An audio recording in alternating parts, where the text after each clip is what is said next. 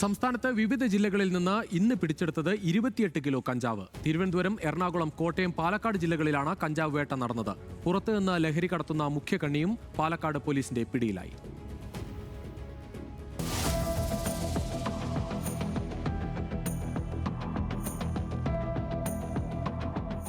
കടത്താൻ ശ്രമിക്കുന്നതിനിടയിലാണ് കൊച്ചി പാപ്പാൻപടിയിൽ നിന്ന് 8 കിലോ കഞ്ചാവ് പിടികൂടിയത്.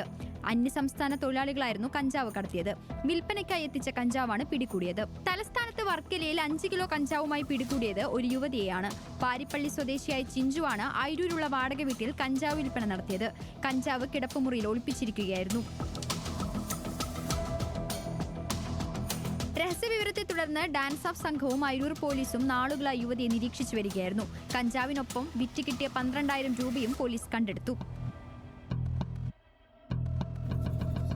കോട്ടയം കടുത്തുരുത്തിയിൽ 17കാരന്റെ കയ്യിൽ നിന്നാണ് 15 കിലോയിലധികം കഞ്ചാവ് പിടികൂടിയത്. ഓണത്തിനോടനുബന്ധിച്ച് വിൽപ്പനയ്ക്കെത്തിച്ച 15-ലധികം ലക്ഷം രൂപയുടെ കഞ്ചാവ്, അതും 17 വയസ്സ് മാത്രം പ്രായമുള്ള കുട്ടിയിൽ നിന്ന്.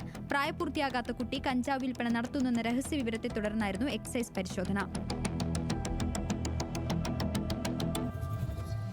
ഓഗസ്റ്റ് 8-ന് കിഴക്കഞ്ചേരിയിലെ 13.5 കിലോ കഞ്ചാവ് കണ്ടെത്തിയ സംഭവത്തിൽ നടത്തിയ അന്വേഷണത്തിലാണ് പാലക്കാട് നെന്മാറ സ്വദേശി ഗോപകുമാർ പിടിയിലാകുന്നത്.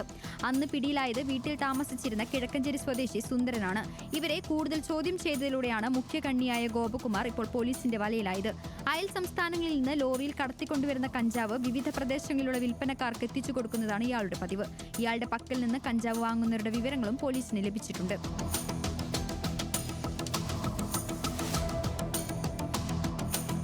സംസ്ഥാനത്തുടനീളം ഡാൻസ് ഓഫ് സംഘവും പോലീസും സംയുക്തമായി ലഹരിവേട്ട തുടരുകയാണ്.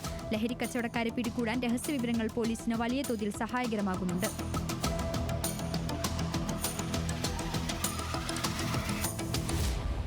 ഓണത്തിനോടനുബന്ധിച്ച് വിൽപ്പനയ്ക്കെത്തിച്ച കഞ്ചാവ് ശേഖരങ്ങളാണ് പോലീസ് പലയിടങ്ങളിൽ നിന്നായി പിടികൂടിയത്.